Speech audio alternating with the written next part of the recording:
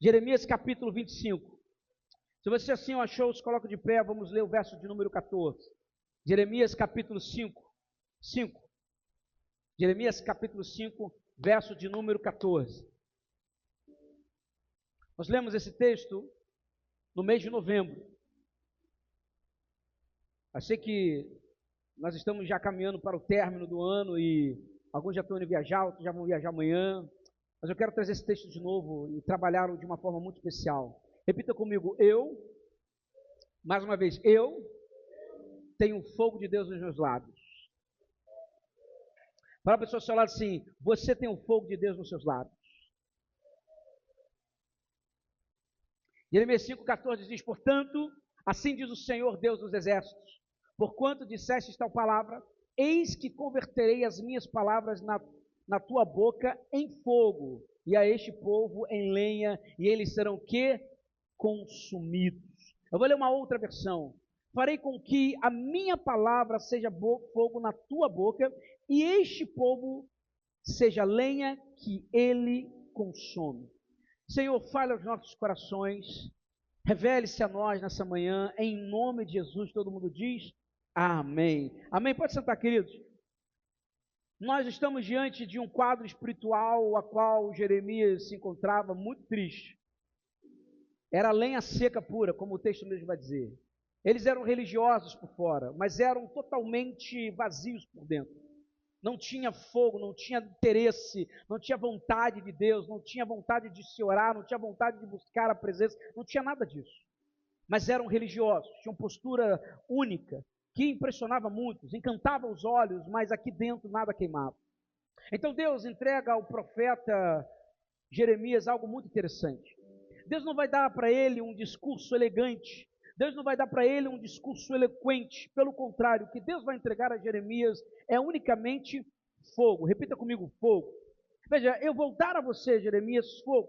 E aqui a palavra no hebraico, a palavra fogo no hebraico não é simplesmente calor, é esh, que também significa fogo que não queima. Vocês vão se lembrar da sarça ardente? Era um fogo que não queimava. Então, o que Deus estava dizendo é, eu colocarei nos seus lábios o mesmo fogo que eu coloquei na sarça ardente. É um fogo que não queima, que quando você fala, algo acontece no coração das pessoas.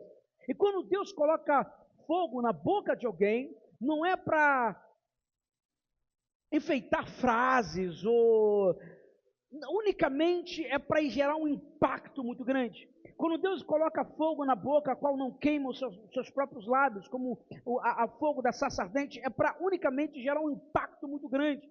É para purificar corações, é para ser dito algo a qual o pecador se sente totalmente quebrantado, onde ele confessa o seu pecado, é unicamente para mudar por completo. É um grande encontro de Deus falando nos céus aquilo que precisa ser dito na terra. Mas é interessante porque quando Deus fala isso para Jeremias, existe um contraste muito grande, porque a gente sabe que existe toda uma maneira de falar.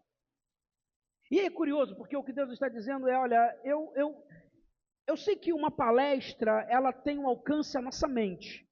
Se a gente colocar um palestrante aqui, ele vai mexer com a nossa mente de forma incrível, ímpar, impecável. Mas o que Deus está dizendo vai além disso. O profeta de boca incendiada, ele não fala a mente, ele fala o espírito de alguém. Então, quando Deus está dizendo, olha, eu já percebi que os sacerdotes estão falando como palestra, eles realmente falam a mente, ensinam corretamente as leis, mas eles não estão falando ao espírito que está omisso, que está cansado, que está atribulado, que está esquecido de Deus. É uma chama que se apaga, eles são como lenha, alguns são como cinza. Eu preciso colocar fogo nos seus lábios para que você fale unicamente ao espírito do meu povo. Aí a pergunta que eu faço é, eu como igreja profética, eu sou uma lenha esperando o fogo me incendiar, eu já virei cinzas, que qualquer palavra que é dita não entra, qualquer coisa que somos desafiados não move o meu coração. que qualquer coisa que eu leio na Bíblia ainda não me impulsiona a querer mais de Deus, que no meio do louvor eu não sou impulsionado a adorar o Senhor, que no meio da oração eu não me entrego completamente, talvez eu sou tão metódico no meu jeito de ser, tão mecânico no meu jeito de ser, está tão acostumado, tão repetitivo, que não há mais vida ali. E é interessante, porque diante da palavra do Senhor, a lenha tem uma reação e cinzas tem outra reação. A lenha, quando ouve uma palavra que é dita ao coração, ela não discute. Ela não discute. Pelo contrário, ela se rende àquilo que foi dito. É curioso que quando a pregação ela tem fogo, o pecador ele não sai da igreja criticando nada. Pelo contrário, o pensamento dele é: Senhor, o que eu preciso fazer para que o seu fogo me incendeie cada vez mais? O que eu preciso fazer para ter uma vida de mais santidade? Senhor, eu reconheço que eu estou distante de você. Quando o seu coração é lenha, você ouve algo do alto e aquilo incendeia você, impulsiona você, e não há mais reclamação, não há mais perturbação. Pelo contrário, a sua indagação é: o que eu posso fazer para ter mais de Deus na minha vida? Mas quem vive como cinza, vive só de passado.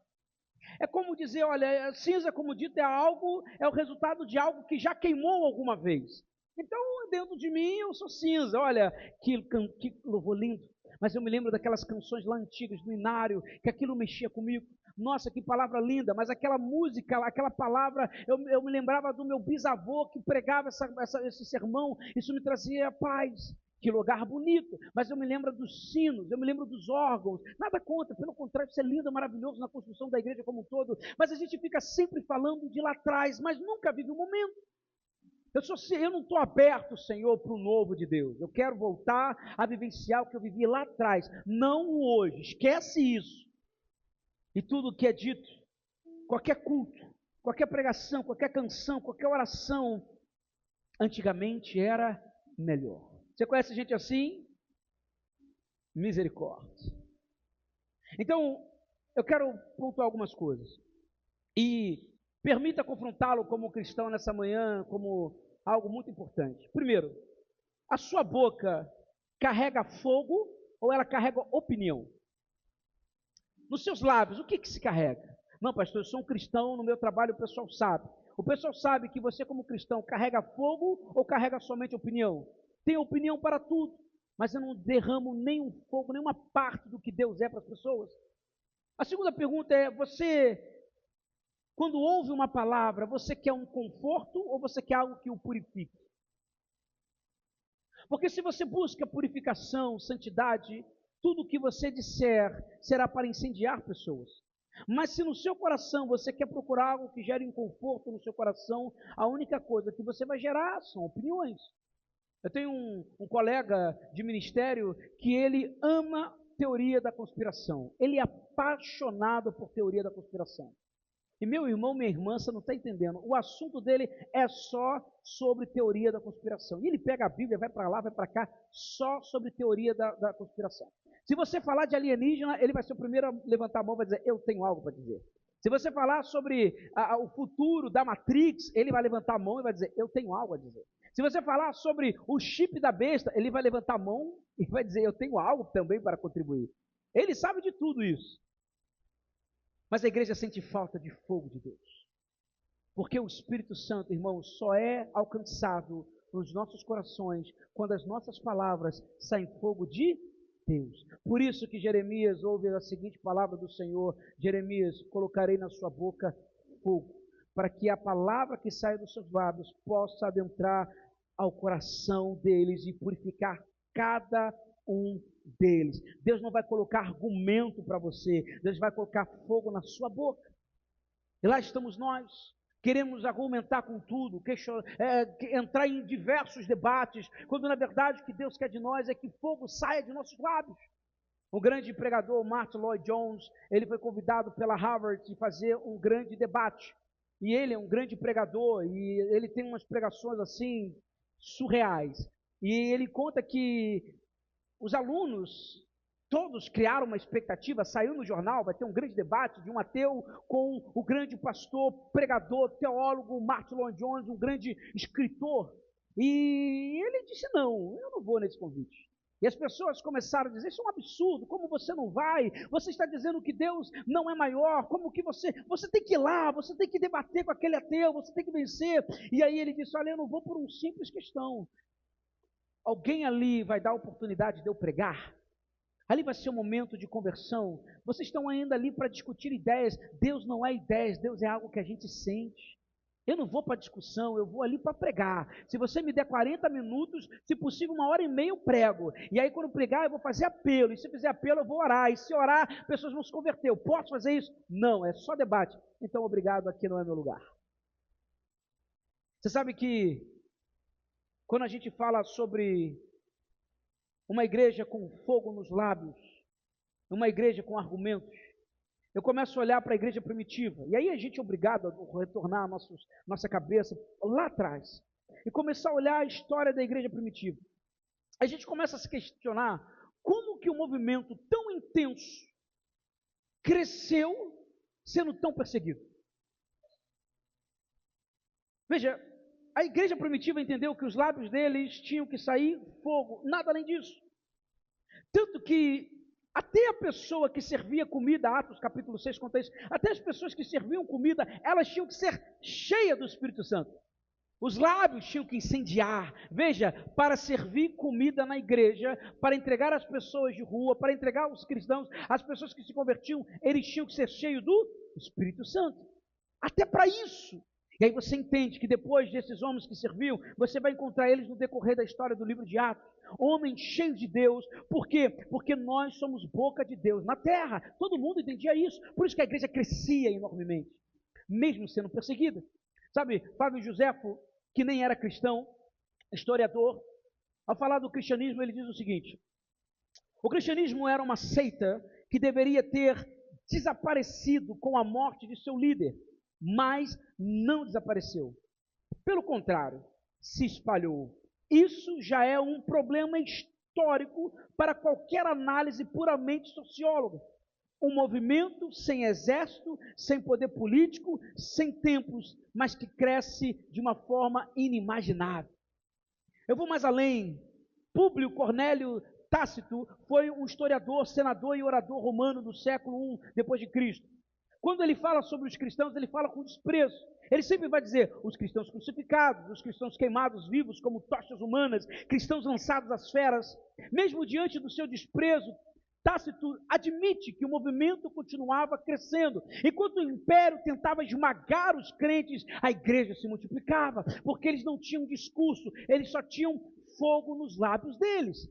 Eu vou ler mais um outro exemplo. Plínio, um jovem em 61 a 114 depois de Cristo, foi um escritor, orador, jurista e governador romano do século I. Em suas cartas ao imperador Tarjano, ele vai dizer o seguinte: que cristãos eram executados se não negassem a fé, que cantavam hinos a Cristo como um Deus, que cristianismo havia se espalhado pelas cidades, pelas aldeias e pelos campos.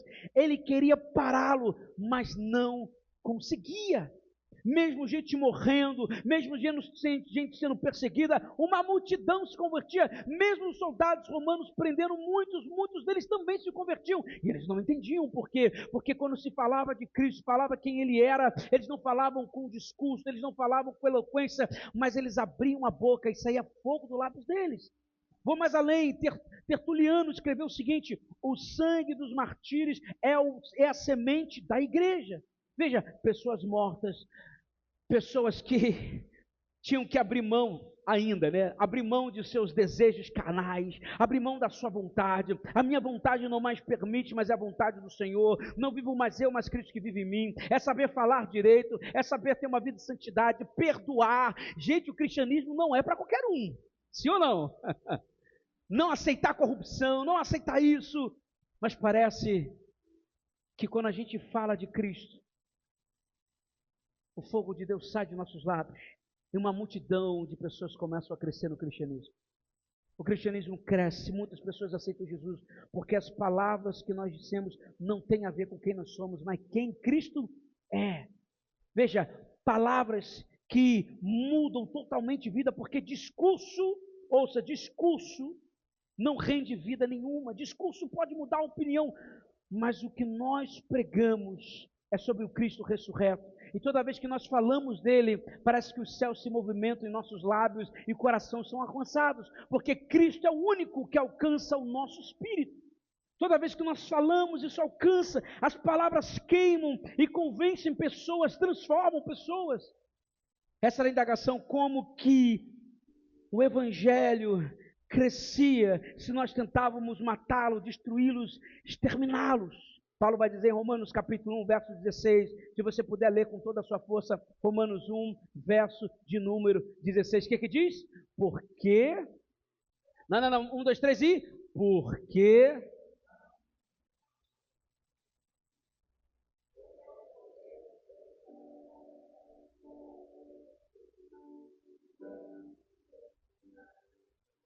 é o que? Poder de Deus. Fala para o seu lado, o Evangelho é poder de Deus. Fala com mais força, o Evangelho é poder de Deus. Porque somente o poder de Deus pode pegar um viciado e fazer com que ele fique limpo. Sabe, você pode ir, eu vi essa semana um pastor, eu acho que o pastor do Dani, ele falando o seguinte, uma coisa maravilhosa, veja, eu não sou contra terapia, não sou contra psicólogo, não sou contra psicólogo familiar, mas uma coisa eu aprendi, vá, mas lembre-se, 5 minutos debaixo da glória de Deus é suficiente para mudar muita coisa. E ele conta, olha, eu já vi gente viciada com 5 minutos debaixo da presença do Senhor, com a glória de Deus sobre a vida dessa pessoa, a pessoa levantou totalmente diferente. Você conhece gente assim, que depois de ter um encontro com Deus, fumava que nem um louco, mas depois que se converteu, teve um encontro genuíno, nunca mais botou um cigarro na boca? Alguém conhece gente assim? Pessoas que bebiam, eram viciadas. Eu conheço um irmão, um grande amigo, ele, meu Deus, ele bebia que nem um louco, fumava, mas no dia que ele aceitou Jesus, ele falou, nunca mais botei um maço na minha boca. Nada, nunca consegui. Um encontro genuíno com Deus, um encontro de poder, irmãos, tem muito em seus efeitos. Sabe, nós precisamos compreender algo interessante. Paulo está dizendo, é poder de Deus para a salvação. Quando é que nós, igreja, deixamos de ser poder de Deus? Será que, se cada um tiver a sua boca incendiada pelo Espírito Santo, e eu digo das crianças aos adultos, os mais velhos, porque se Samuel, sendo novo, Deus incendiou os lábios deles, o que dirá as crianças da nossa igreja? Se as crianças podem ser incendiadas, até os mais velhos, a minha pergunta é, se cada um de nós tivermos nossos lábios incendiados pelo Espírito Santo, o que será de nós? O que será da igreja? Se cada cristão em cada igreja for incendiado pelo poder do Espírito Santo, se os lábios deles pegarem fogo, o que será da igreja? Acabará discurso, acabará muita coisa, e a igreja começará a vivenciar o sobrenatural, o grande avivamento do Senhor.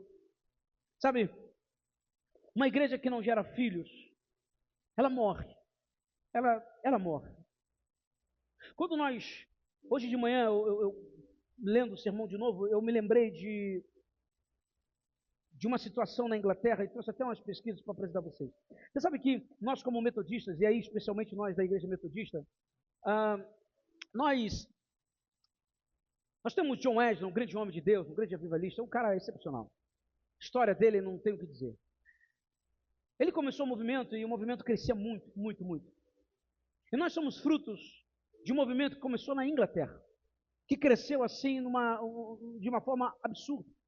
Mas com o tempo, o fogo de Deus que estava no lábio de muitos começaram a se misturar com outras coisas e começou a ser um bom discurso.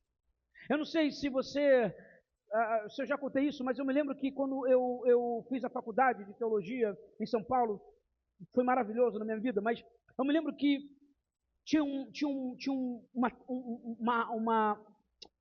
uma matéria sobre liturgia, professor excepcional, sobre liturgia.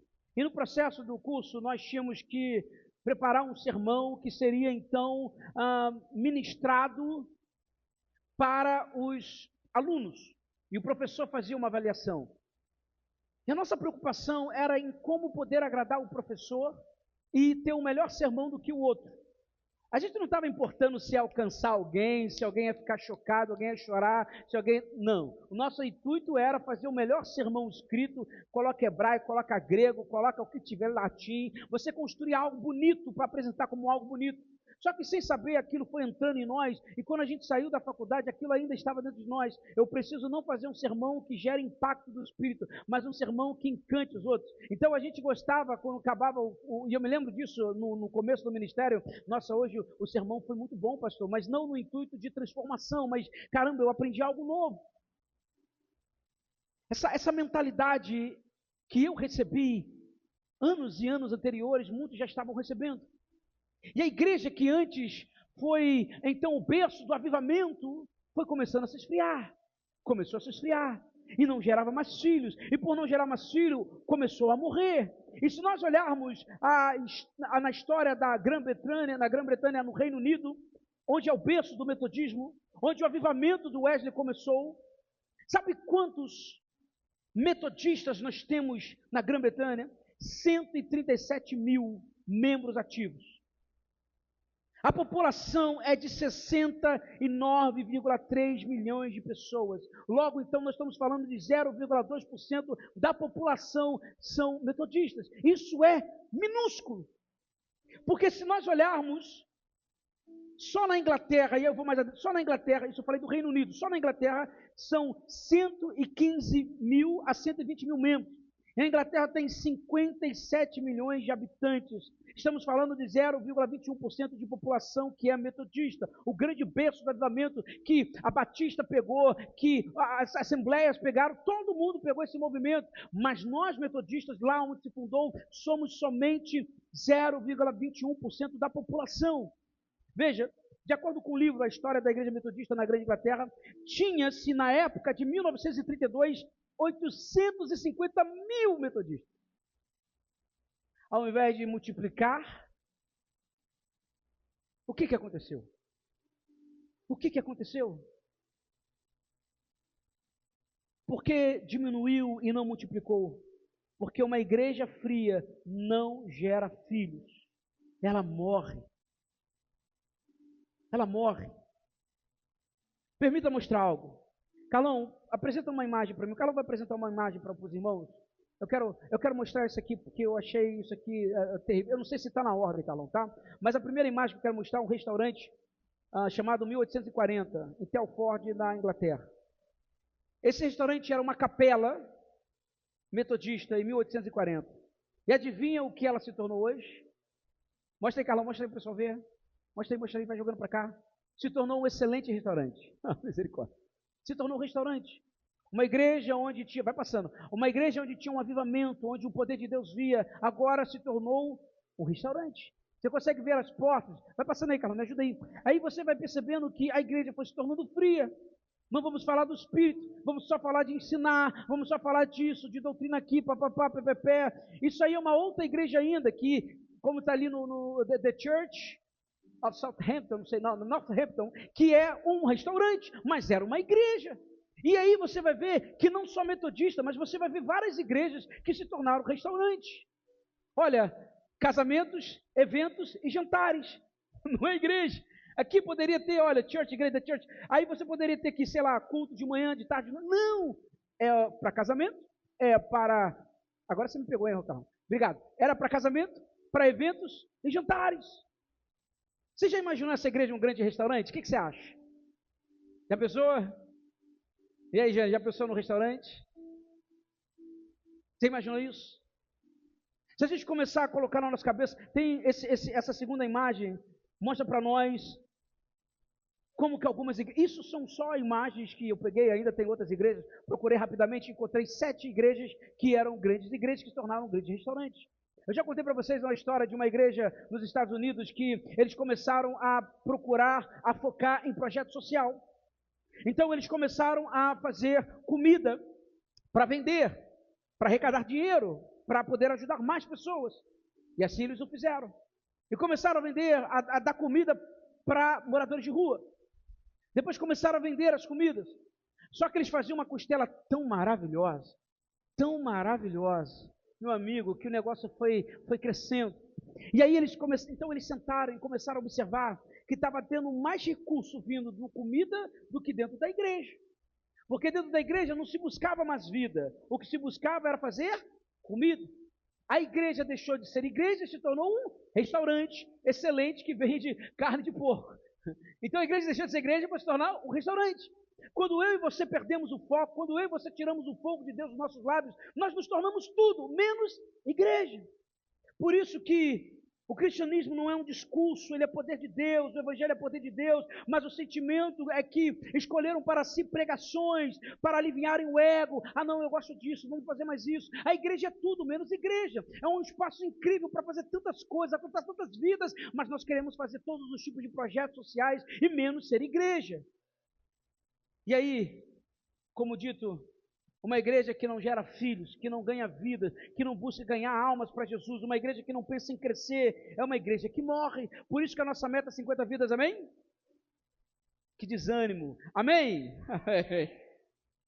Segunda coisa, uma igreja em cinzas fala do que Deus fez, mas não vive o que Deus está fazendo. Fala do que foi feito antigamente, mas não do que é dito hoje. Eu me lembro de um irmão que tinha um testemunho muito forte. Ele contava todas as vezes que tinha oportunidade de ministrar no louvor, ele contava o mesmo testemunho. Que ele foi parar no hospital, que ele sentiu que Deus pegou ele pelo pescoço, e ele foi parar no hospital porque ele estava em adultério durante um tempo, e ele tocava, ele cantava, até que então ele sentiu uma mão no pescoço, ele foi parar no hospital correndo, saiu do culto desesperado, chegou no hospital, e ali ele entendeu que era Deus mandando ele confessar, ele confessou a esposa, confessou a família, ali se arrependeu, a esposa perdoou, e todas as santas vezes, depois de 10 anos, ele continuava contando o mesmo testemunho. E aí eu falei, varão, meu Deus, eu já sei que você vai falar, você está me fazendo me tornar um vidente, olha só. Você pega o microfone e você vai falar sempre o mesmo testemunho. Varão, até quando você vai viver só do passado? Ah, pastor, aquele encontro que eu tive lá atrás, quando? Semana passada, 10 anos atrás. Pastor, 20 anos atrás, eu senti um vento na minha vida, misericórdia, 20 anos atrás. Tem gente que só vive do passado, nunca tem algo novo. Veja, cinza é lembrado que Deus fez, mas o fogo revela o que Deus está fazendo hoje na nossa vida.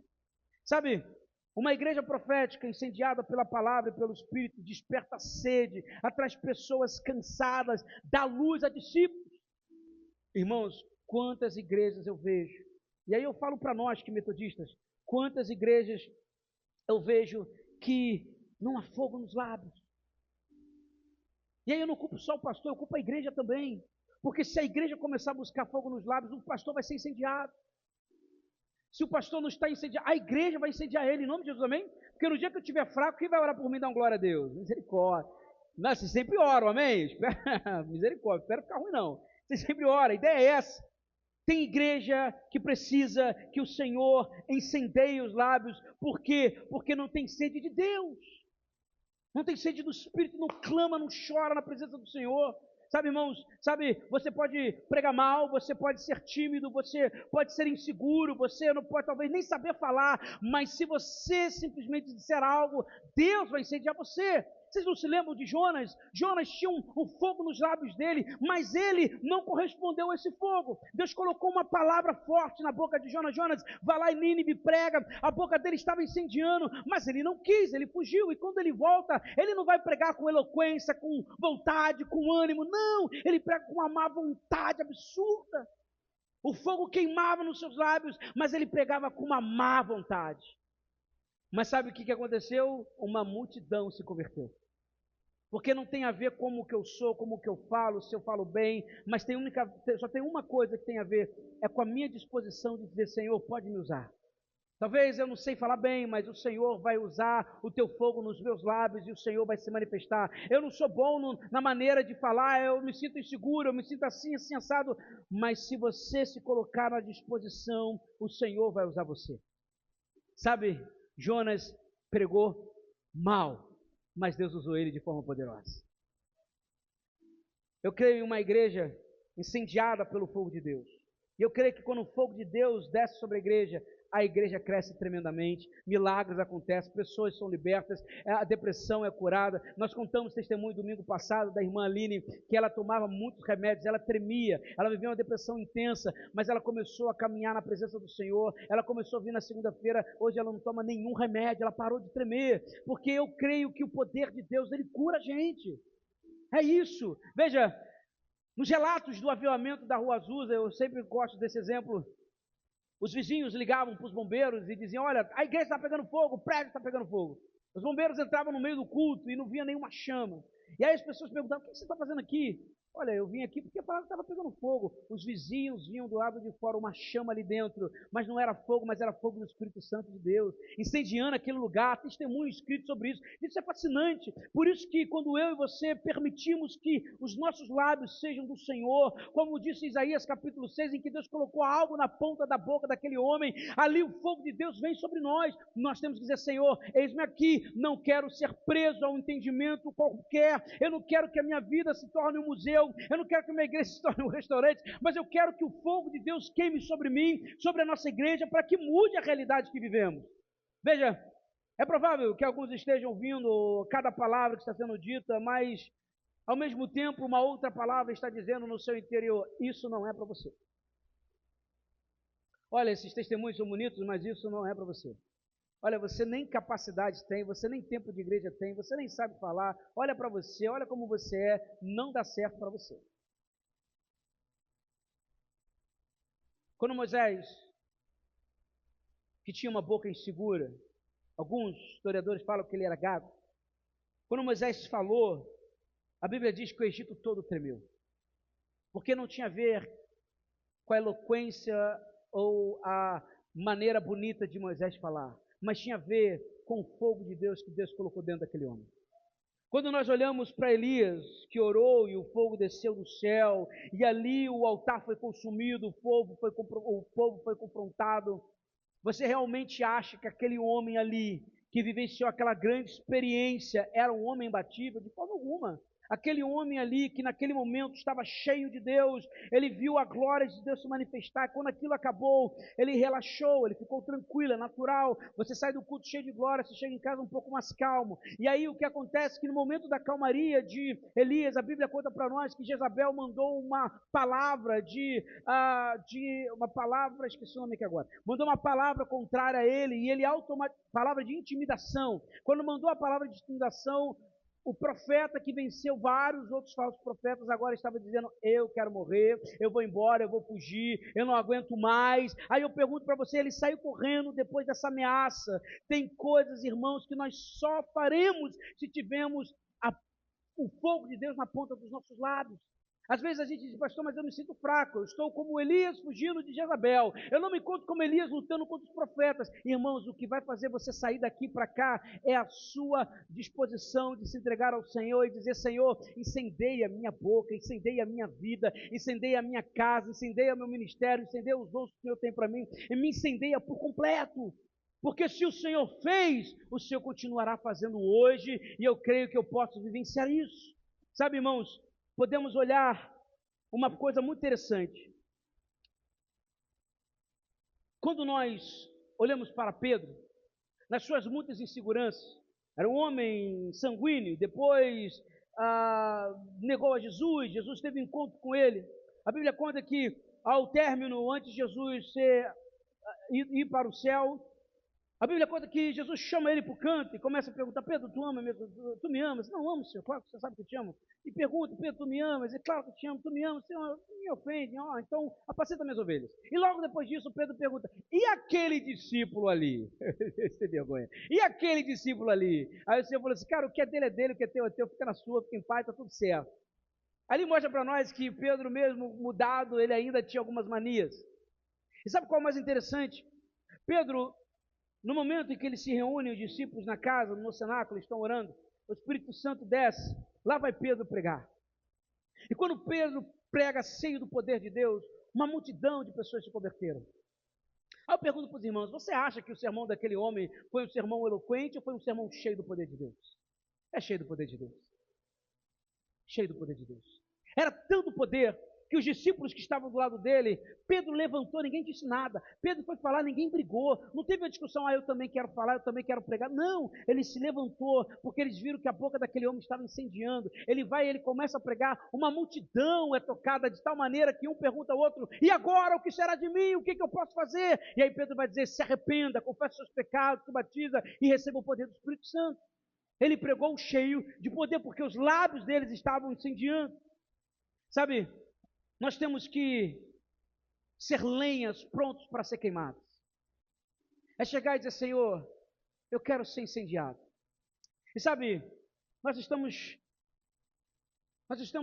num momento em que nunca houve momento mais oportuno para o Brasil queimar pelo poder de Deus do que esses momentos que nós estamos vivendo hoje. Esse é o momento propício de Deus incendiar a nossa nação. Nós precisamos clamar por avivamento, porque o avivamento muda tudo que está diante de nós. Sabe, Deus não está preocupado com a sua eloquência ao falar sobre quem Ele é. Deus não está esperando você debater com as pessoas sobre quem Ele é, como Martin Luther disse, eu não vou debater sobre Deus, esse não é meu papel. O que Deus está fazendo é procurando altares a qual Ele possa incendiar. E eu pergunto para você essa noite, se Deus olha aqui para nós nesse momento, Ele procura altares para incendiar, quantos aqui tem ousadia de dizer, Senhor, pode me incendiar que meu altar está pronto para queimar? Sabe, o Espírito Santo diz para nós que o tempo de palavras vazias acabou. Acabou. Acabou, eu tenho que parar de dizer, olha, eu vou para a igreja porque eu tenho que ir para a igreja. Isso não cabe mais em nós. Olha, eu estou indo para a igreja porque lá eu vou adorar o Senhor. Eu estou indo para a igreja porque lá eu vou ter um encontro com Deus. Eu estou indo para a igreja porque de tudo que Deus tem feito na minha vida, eu não tenho como deixar de adorar Ele. Eu estou indo para a igreja para entregar ao Senhor. É serviço. É o que eu entrego a Deus, não é eu receber. Né? Por mais que a gente tenha mudado esse conceito de para o culto você só recebe, pelo contrário, é serviço. A gente entrega ao Senhor, a gente dá ao Senhor. Então eu quero ir para a igreja hoje porque eu quero entregar o meu melhor para o Senhor. As minhas palavras não vão ser vazias, porque eis que chegou o tempo que o Senhor procura adoradores que adorem em espírito e em verdade. Há fogo nos seus lábios, a maneira de adorar muda, a maneira de orar muda, tudo muda dentro de nós. Sabe, nós não podemos ser uma cinza nostálgica que só vive falando do passado. Não, nós temos que ser uma lenha viva preparado para queimar. Senhor, hoje eu estou pronto para ser incendiado pela Tua palavra. Senhor, hoje eu estou pronto para ser incendiado dentro do Seu templo. Senhor, eu estou pronto para ser incendiado na minha oração daqui a pouco. Senhor, hoje eu acordei, estou com preguiça, estou cansado, mas eu vou ler a palavra. Senhor, me incendeia. Aonde eu for, o Senhor possa me usar, que meus lábios sejam Seus lábios. Use-me de acordo com a Tua vontade. Por isso, a minha oração é que, como nosso tema nesses 6 meses foram igreja profética, ainda é até o término do ano, é que você, em nome de Jesus, eu profetizo isso, que você, em nome de Jesus, aonde você colocar a planta dos seus pés, comece a pegar fogo no coração, que as suas palavras, que o seu olhar, que o seu abraço, que o seu toque, possa adentrar o espírito das pessoas, não seja somente um oi, tudo bem, mas que a tua palavra possa ir ao dentro da alma da pessoa. Nós não precisamos de discurso bonito, e por mais que alguns sejam muito melhores que eu, mas o nosso intuito é alcançar o espírito das pessoas. E, irmão, não tem tempo melhor do que esse, porque agora é Natal. Quantos aqui vão se encontrar com as famílias, com os primos distantes? Esse é o melhor momento para você incendiar o coração deles. Pastor, minha família não é crente, então peça no momento oportuno para orar. Gente, eu posso orar? Não é pedir muito, eu posso orar. Para isso, Fátima, você vai ter que trazer o melhor frango, né? O melhor cheese ali, para você ter essa moral, né? Não, ela trouxe a melhor comida, vamos deixar ela orar, né? Pelo menos pelo menos isso. Veja, eu termino aqui dizendo que não haverá lenha seca que resista ao que Deus vai liberar sobre nossas vidas. E eu creio que 2026, que é o tema de uma igreja cheia do Espírito Santo, Cristo nos preparou nesses 6 meses para criar um ambiente profético. E debaixo do ambiente profético, o Espírito Santo se manifesta poderosamente. E eu creio poderosamente, irmãos, que ano que vem, se prepare para se ver fazendo coisas que você nunca imaginou fazendo. Prepare-se para buscar ter sonhos com Deus, falar em línguas, alguns já falam, alguns já têm experiência, mas a minha oração a partir do dia 1º de janeiro é que cada um tenha experiências poderosas com o Espírito Santo. Senhor, eu peço 3, 2, 1 minuto, 10 segundos debaixo da tua glória, é suficiente para mudar o coração de muita gente. Não é à toa que nós vamos pegar o livro de 40 dias cheio do Espírito Santo, para que a gente inicie o ano, irmãos, cheio da vontade de buscar o Senhor, com sede de Deus, com uma vontade de buscar o Senhor. Deus vai gerar sede dentro de nós, assim como a costa anseia pelas águas, assim sou eu que anseio pela vontade de Deus. Deus tem algo para derramar para nós, eu creio nisso poderosamente, e precisamos criar esse ambiente profético. Senhor, em nome de Jesus, eu sou uma lenha nessa noite, eu não quero ser mais cinza, Senhor, nessa manhã, eu quero ser uma lenha disposto a queimar, a incendiar. Eu declaro em nome de Jesus que 2026 será um ano que nós vamos incendiar, amém? Você crê nisso? Eu declaro em nome de Jesus sobre a sua vida, no seu trabalho, no seu casamento, nos seus sonhos, nos seus projetos, na sua faculdade, na sua escola, que vai ser o ano que você vai ver o fogo de Deus sobre a sua vida, algo diferente vai acontecer. E eu não declaro isso como alguém que imagina, eu declaro já com certeza, porque eu sei que é da vontade de Deus, que ano que vem, esse é o tema da igreja, uma igreja cheia do Espírito Santo. Você já se imaginou sonhando, se imaginar falando em línguas, vivendo experiências novas? Senhor, eu quero sentir algo diferente. Não tem como eu e você ficarmos parados. Eu creio em nome de Jesus que um ambiente poderoso tocará cada um de nós. Por isso, mais uma vez, Jeremias capítulo de número 5, verso 14, farei com que a minha palavra seja fogo na tua boca, e este povo seja lenha que ele consome. Haverá um fogo sobre nós. Eu creio em nome de Jesus, haverá um fogo sobre nós. Se coloque de pé em nome de Jesus, haverá um fogo sobre nós. Eu quero orar com você, eu quero orar com você nessa maravilhosa e poderosa manhã. Eu quero clamar. Se você está preparado ou não, eu não sei, mas a minha expectativa é que você deixe de ser cinzas e se torne uma lenha disposto a queimar pela manifestação do poder de Deus. E por mais que a sua mente diga, oh, isso não é para mim, isso não é agora, eu não acredito que vai vencer isso, Deus tem algo muito maior para nós. Coloca a mão no seu coração nessa manhã.